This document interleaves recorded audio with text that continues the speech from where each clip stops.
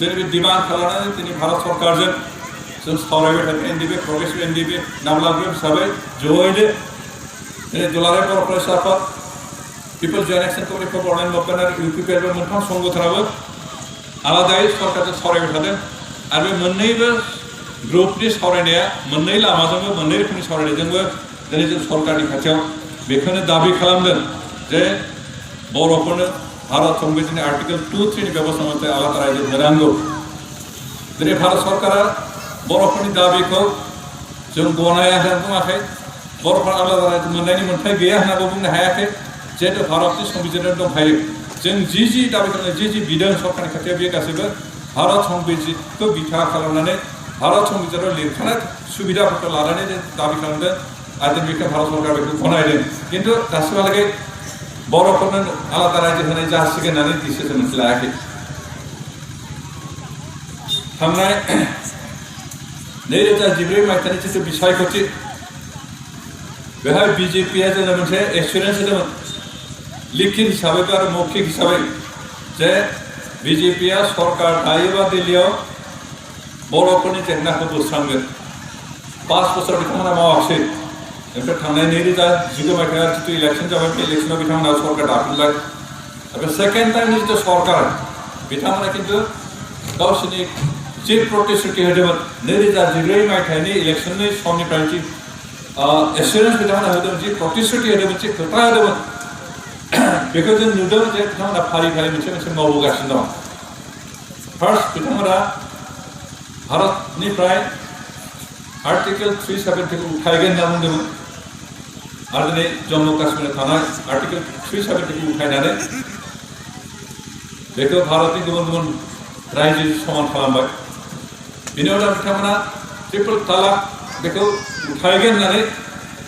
प्रतिश्रुति होदोंमोन, इलेक्शनाव मेनिफेस्ट'आव लिरदोंमोन जे ट्रिपल तालाकखौ उठायनाय बिलखौ बिथांमोना पास खालामबाय। बेनि उनाव आरो मोनसे बिथांमोना बिल पास खालामनायनि लाहार फाहार खालामबावदों, बेनो जाबाय बेखौबो मेनिफेस्ट'आव बिथांमोना होदोंमोन, बेनो जाबाय इउनिफर्म सिभिल कोड। थारमाने दुलाराय भारतआव मोनसेल' आयेन थानांगौ। आथिखालाव भारतआव हिन्दु ल', मुस्लिम ल' होननाय गुबुन गुबुन रोखोमनि आयेन दं। बे हिन्दु ल'जों मुस्लिमफोरखौ बिसार खालामनो हाया आरो मुस्लिमनि जितु शरियत ल' बेजों हिन्दुफोरखौ बिसार खालामनो हाया। मोननै रोखोमनि मुस्लिमखौ बेलेगै हिन्दुखौ बेलेगै बिसार खालामो। दा बेखौ बिजेपिआ मोनसे पलिसि दंमोन जे बे मोननै फाराग ल'खौ गारनानै मोनसेल' इउनिफर्म सिभिल कोड, खारन मोनसेल' भारतआव जिहेतु मोनसेल' देश मोनसेल' कनस्टिटिउसन, बेनिखायनो मोनसेल' आयेन जानांगौ होननानै बिथांमोना जि प्रतिश्रुति होदोंमोन दिनै बिनि सायाव बिल पास खालामनो बिथांमोना थांगासिनो दं। बेखौ नेक्स्ट पार्लियामेन्टाव लाबोनो हागौ आरो बे अबयस्से जोंनि थाखाय मोजां गाज्रि जानाय नङा। बेनिफ्राय बिथांमोना बे थांनाय 2014 मायथाइनि इलेक्शनाव जि प्रतिश्रुति होदोंमोन बेबायदिनो ओनसोलाव आलादा रायजो बिनाय बेबायदि गुबुन जेंनाफोरखौ बोस्रांनायनि आरो बे जेंनाखौ बोस्रांनो थाखाय इतिमध्य जोंजोंबो सावरायदों, सिरियासलि सावरायदों आरो NSCNनि सावरायनायाथ' फ्राय जोबनायनि लामा फैबाय, आलदाजों सावरायनायाबो जोबनायनि लामा फैबाय। दिनै भारत सरकारनि जायफोर थान्दैजों जे सावरायदों बिथांमोना बेखौनो बुंदों जे भारत सरकारा बर'नि जेंनाखौ बोस्रांनो थि खालामबाय आरो बे नोंसोरबो सिरियासलि बर'नि जेसेबां गौथुमफोर दं, जेसेबां संगठन दं ज' लानानै खोब गभीर हिसाबै सरकारजों सावरायदो आरो समाधानखौ खालामनोसै। थांनाय नभेम्बरनि 16 आरो 17 अक्ट'आव जों इन्टारभिउआव एबि माथुरजों सावरायदोंमोन आरो बे सावरायनायाव जोंनि दाबिफोरखौ पइन्ट टु पइन्ट सावरायनाय जादों। डिटेल्स दा गासै 22 दफा 22 पइन्ट डिमान्ड दं आरो बे डिमान्ड खालामनाय पइन्ट टु पइन्ट सावरायनाय जादों। आरो बे सावरायनायाव जोंनि डिमान्डआ बेनो जे संकसनिफ्राय सदियाहालागै कन्टिगुवास बर' एरियाखौ लानानै बर'लेण्ड दानो होनांगौ आरो नैथि पलिटिकेल दाबिया जाबाय प्रप'ज बर'लेण्डनि बाहेरायाव थानाय बर'फोरखौ लानानै भारत संबिजितनि बेबस्थाजों बे ओनसोलाव थानाय बर'फोरखौ हाहुनि रैखाथि, राव हारिमु थुनलाइखौ फोथांना लाखिनो थांना थानायनि मोनसे संबिजितनि गेजेरजों बेबस्था खालामनानै मोनथाय होनांगौ, अधिकार होनांगौ आरो कार्बि आंलंआव थानाय बर'फोरखौ हाजोआरि ट्राइबेल हिसाबै कगनिसन होनांगौ जिहेतु बे पइन्टखौ लानानै बिटिसि सुक्तियावनो मोनसे दफा दोनखानाय जादों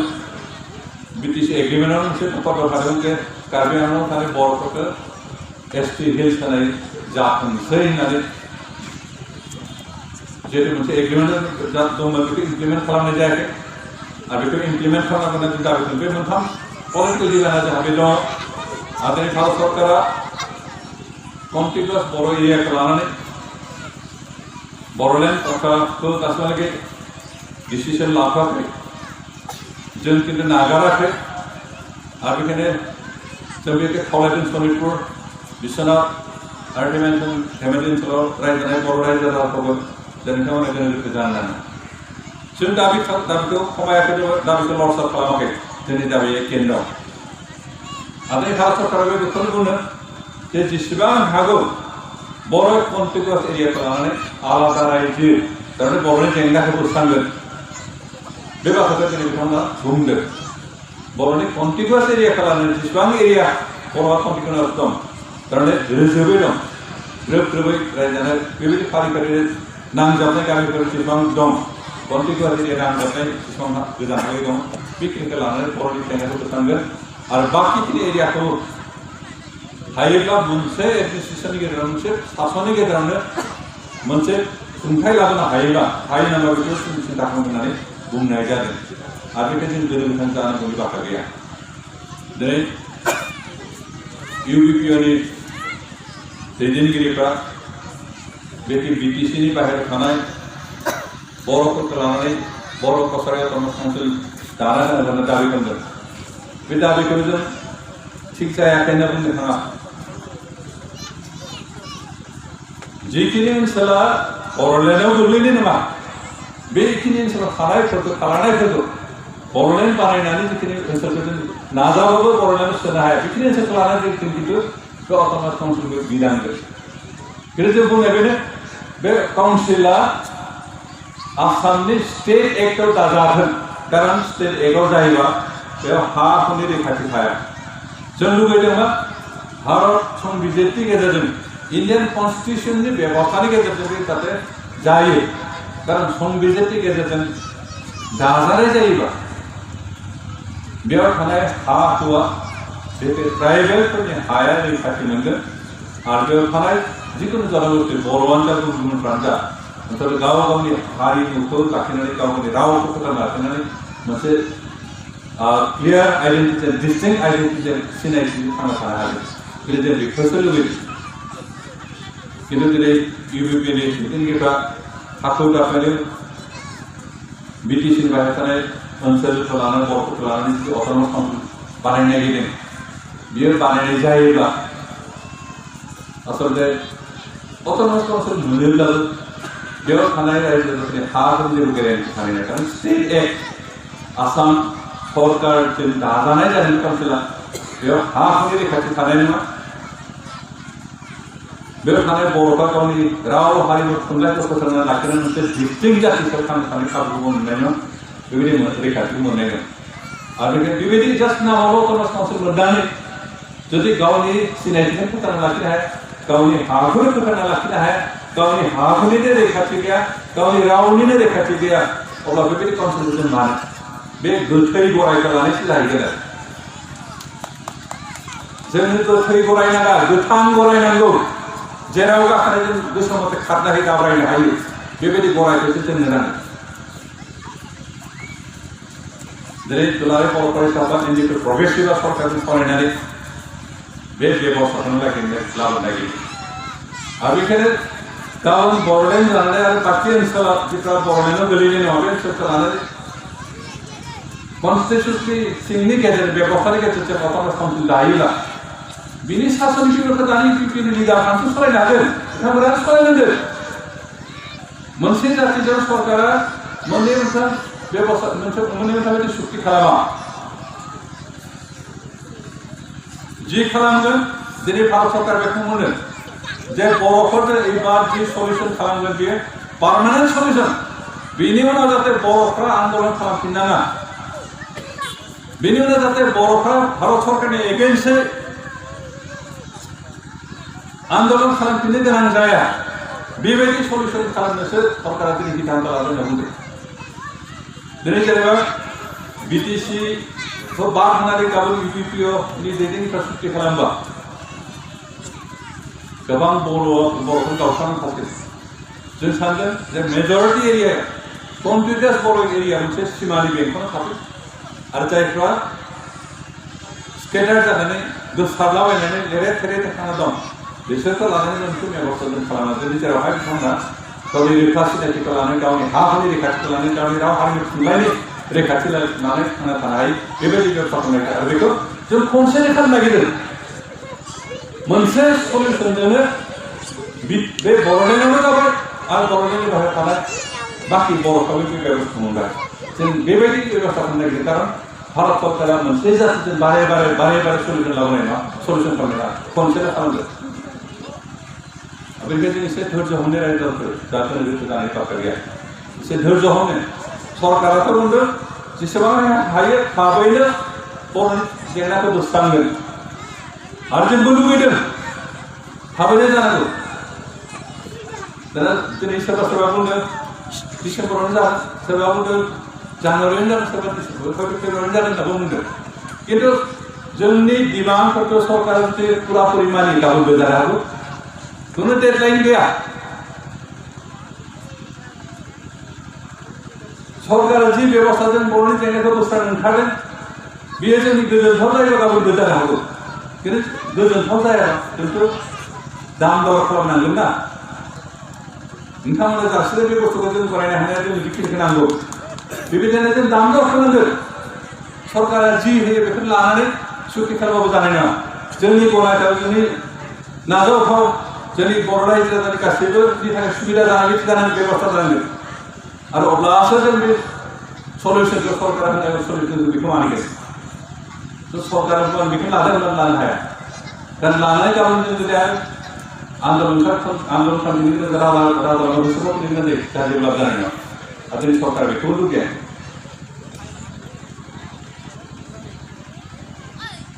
दिनै माखासे बर'नि दैदेनगिरिफ्रा बिहेकरि बिटिसिनि जायगायाव सलायबाय थादों बे सलायग्रा सरकारनि दैदेनगिरि हाग्रामा महिलाया सम बुङो जे धीरेन बर'आ थारमाने जोंखौ एक्सपेक्ट खालामजानाय दैदेनगिरि जायफ्रा गाव थांनानै थाखाय मानसि बुथुमलाबायनानै मोनसे संगठन बानायना लाफ्लादों बिथांखौ पिकआप खालामनानै बिथांखौ खनसायनानै लाबोनानै दिनै हाग्रामा महिलाया बुंदों जे धीरेन बर'आ आलादा बर' रायजो दाफिननायखौ नागारोब्ला आं बिथांखौ लानानै सरकारजों सावरायहोनानै समाधान खालामगोन, सुक्ति खालामगोन। आलादा रायजो बर'नि दाबि खालामनायखौ नागारोब्लासो जों बोरै नागारनो? जाय आलादा रायजोनि थाखाय आन्दलन खालामनानै जेरैहाय 5,000 बांसिन जिउ बावबाय, मुंख्लं जालांबाय, बे बर' रायजो दाबिखौ बोरै बाद होनो, बोरै नागारनो? जेरै भारत सरकारनि अफिसारफ्रा बिजेपि, कंग्रेस साइड बा गुबुन पलिटिकल हान्जानि दैदेनगिरिफोर जायखौ सेन्ट्रेल कमिटिनि लिडारफोर दं बिथांमोना खुनुदिन बुङाखै बिसोर बर'लेण्डनि दाबि खालामनायखौ नागारदो, आलादा दाबि खालामनायखौ नागारदो होनना बुङाखै। बर'सो बिथांमोना बुंनोसो जे नोंथांमोनहा आलादा रायजो बर'लेण्ड दाबि खालामनायखौ खुनुदिन दा नागार।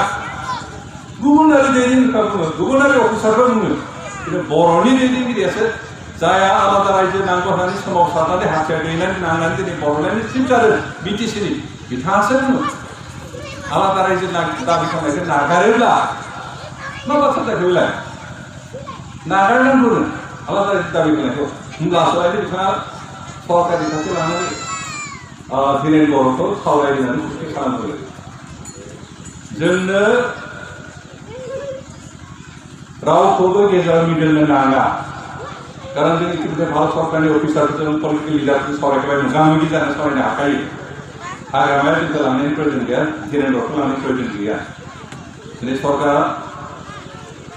जोंजों मोगा-मोगि सावरायदों, जेंनाखौ गाबोन मोगा-मोगि सावरायनानै बोस्रांगोन। आरो दिनै बिथांनि जिथु माबा सुक्ति खालामहोनाय बे सुक्ति खालामहोनायाबो बिटिसिखौ लानानै बिसोर सिमाया एगेन्स्टबो बाङा। बिटिसियावनो 5 सिमा जागोन। मात्र बे मोनब्रै डिस्ट्रिक्टआव बेखौ बोखावनानै नोंसोर डिस्ट्रिक्टनि मोननै बिखावनो गासै 8 जिल्ला दं दा नोंथांमोननि अबस्था मा जागोन बिदिब्ला हाग्रामा महिलानि मथे सुक्ति खालामोबा नोंथांमोननि अबस्था मा जागोन दिनै जेरैहाय गामिनिफ्राय एखे थार सुक्ति खालामखांनायनि उनावबो जोंहा जेबो लाब जानाय सनैफोरनि माबाया बेनो जों दुलाराय बर' फरायसाफोर एनडिएफबि प्रफेसर बेखौ लुगैयाखै जों लुगैदों जिहेतु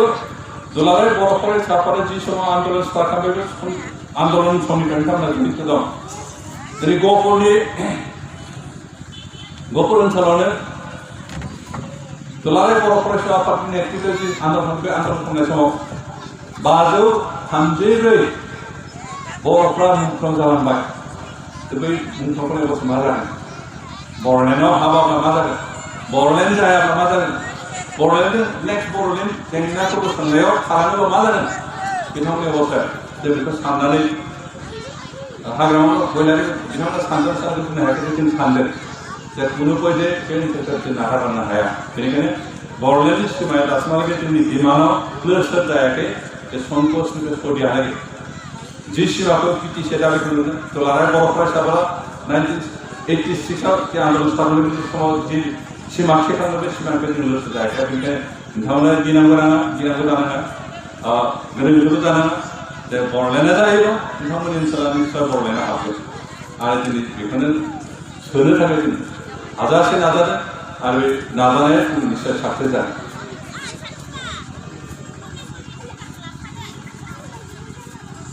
जों जाति हिसाबै थांना थानांगोन आरो जाति हिसाबै थांना थानानै जों खौसे जानांगोन आरो बेनिखायनो जों दुलाराय बर' फरायसा आफाद एनडिएफबि प्रग्रेसिभ एनडिएफबि रंजन नाब्ला ग्रुप